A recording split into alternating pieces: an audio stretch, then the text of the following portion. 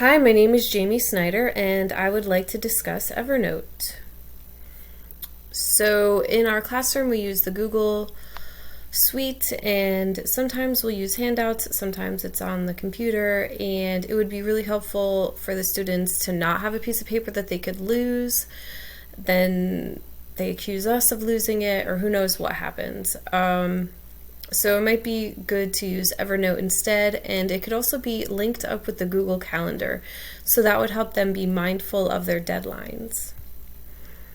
For the standards, 1.1.b relates to the students. Evernote would allow them to customize their learning environment more effectively and help support how they learn. 3.1.b for education leaders, students should have access to technology to actively participate in learning activities.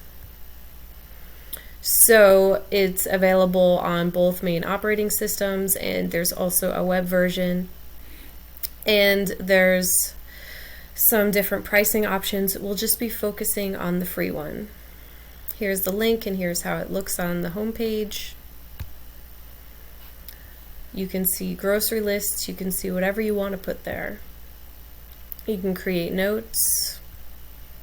You can put a shareable link and send that to the daily agenda in the Google Classroom, or you can invite someone one at a time using their email address.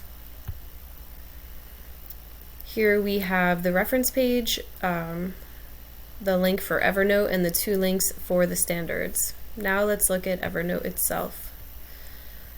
So we're going to log in. And here you can see I have an English 11 to-do list that I started.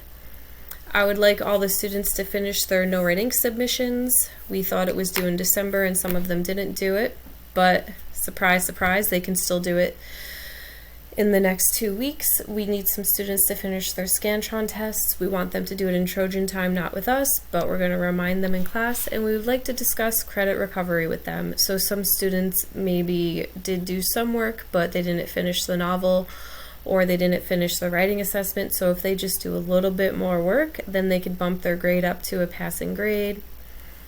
Some of the things we want to do this week include the vocabulary practice, a pre-assessment, and then there's a crash course.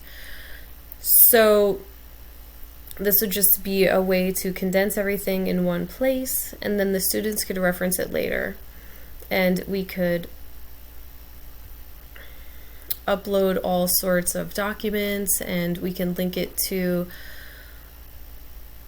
the calendar, and hopefully this way nobody has any excuse or a reason to lose anything because it is all there. Thank you so much.